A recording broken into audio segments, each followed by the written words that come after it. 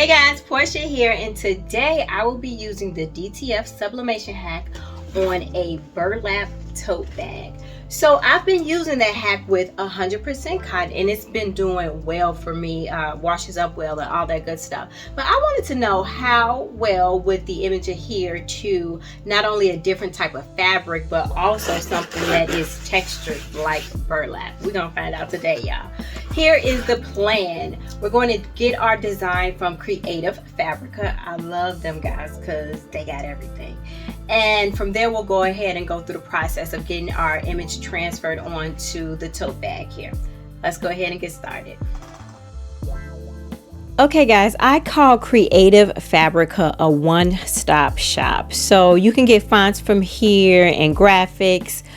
Oh wow, look at that number. So yeah, a lot of graphics, and these graphics can be used for sublimation, and like you can get SVGs for paper products, or projects. Anything you can think of, you're going to be able to find here.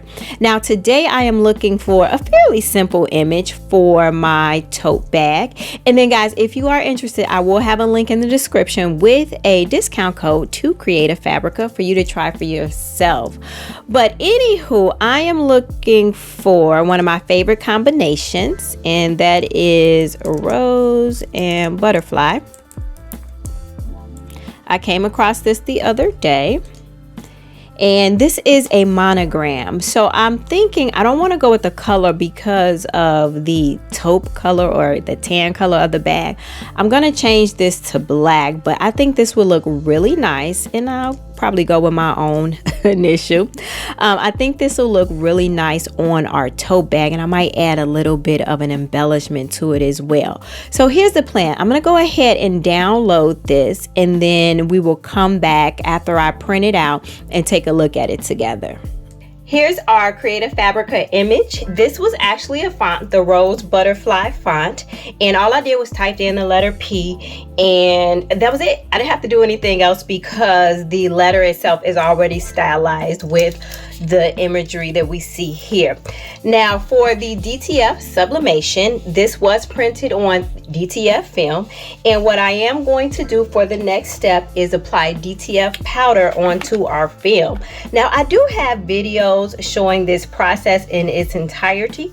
I will go ahead and link it down there in the description, but let's get our powder on. We're going to make sure everything is nice and coated.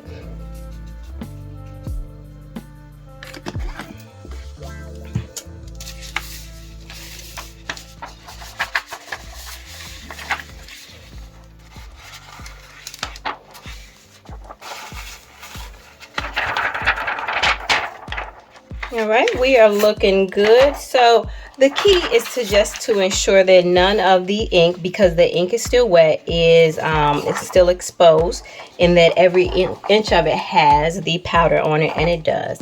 Okay guys, next step, we are going to go ahead and cure this, which means allowing the powder to melt into our sublimation ink.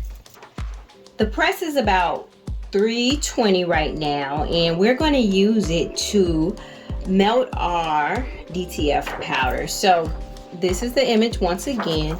The goal here is to allow the platen of the heat press to hover over the image so that it melts the powder.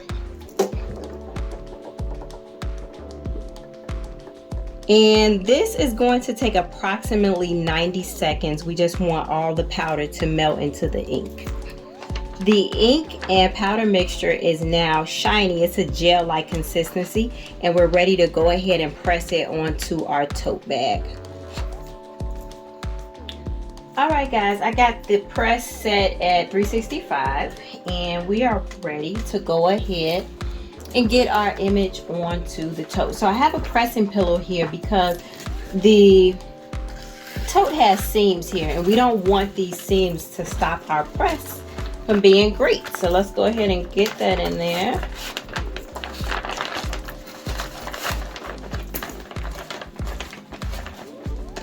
Now I believe I'm going to press it this way and allow our handles to kind of hang down there. We don't want those in the way. Anywho, let's go ahead and get our image down. I am going to use a little bit of tape just to tack it in place. Alright guys, we're going to go ahead and do the first press, and I'm going to do 20 seconds for this one.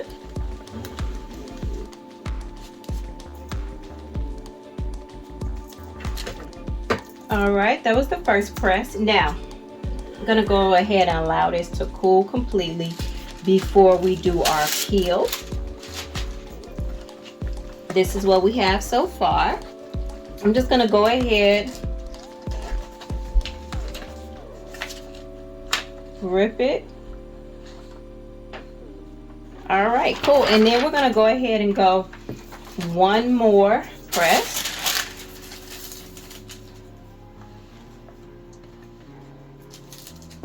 And once again, the 365 for 20 seconds.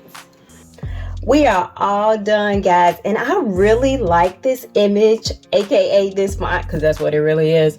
It came out really cute. I was so curious as to how the DTF Sublimation hack would work on a texture fabric, and I have to say it did really well, because you can't even actually feel the design at all. It's actually kind of melded into the fabric, which is really good. So let's go ahead and take a look at how our little cute tote looks with something in it. All right, y'all, check her out. What do you think?